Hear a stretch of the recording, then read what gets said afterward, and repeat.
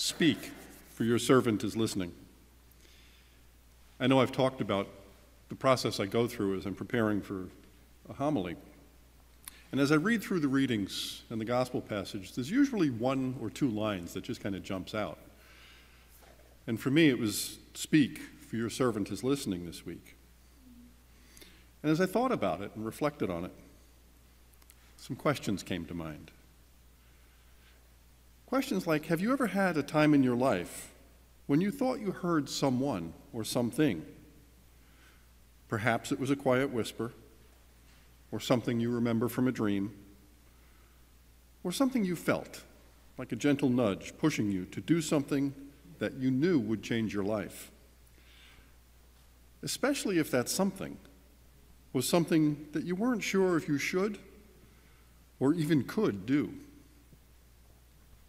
If you ever had that experience, how did you respond? Did you immediately drop what you were doing and go do whatever that thing was? And if you've never had that experience of hearing that quiet whisper or having had that dream or feeling that nudge, if you think about it and you reflect on it, what do you think you would do? Do you think you would be ready to drop everything and go do that thing? And as I continued to reflect, it occurred to me that the real question that came out of today's readings and gospel passage is our psalm response. How willing am I, how ready are any of us to say, "Here am I, Lord, I come to do your will," especially if answering that way means that our lives are going to change. But unfortunately, they're probably going to change in some rather unpredictable ways. And if you think about it, even for just a moment, most of us living here in Clifton Park or the surrounding areas have a pretty nice life.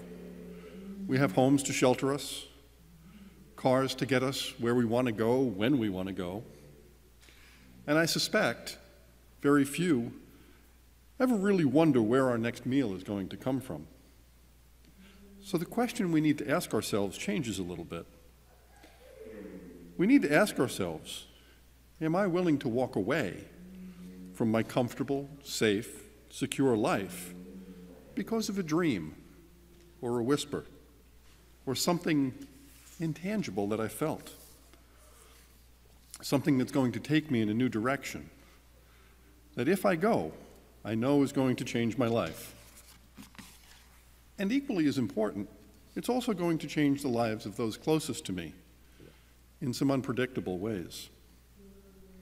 But isn't that precisely what we heard this morning? It happened to Samuel in the first reading, and John's two disciples in the gospel passage. Samuel was having a recurring dream that he was being called. John's two disciples heard John say just one sentence, "Behold, the Lamb of God." What was it about Samuel's dream or John's statement that made these three people ready, willing, and able to change their lives and to follow? All three of them. Samuel needed a little bit more guidance from Eli. But Andrew, John's brother, and John's other disciple, dropped what they were doing in an instant. They gave up their way of life and they responded to a dream, to a statement, to a whisper, to a push. We might say they responded to a calling to do something new with their lives. They all responded to something intangible, certainly, something they didn't and probably couldn't really understand themselves. But they responded anyway and allowed their lives to be changed by God. And isn't that what we are all called to do? Aren't we all called to live a life that is open to God's will? A life that we, in our human brokenness, might be afraid will be somewhat less comfortable if we do what we're being asked. It'll be less comfortable than the life that we've all come to know. But we really are called to put our faith and our trust in God, because God does know what's best for us, and he will never, ever let us down as long as we place our faith in him. So let me leave you with this thought.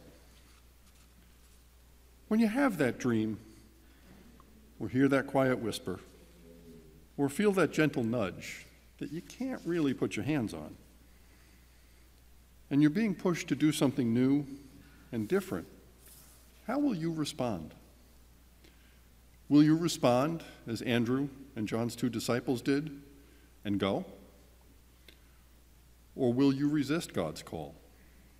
Will you ignore that call because you don't have enough faith that it will be better if you listen?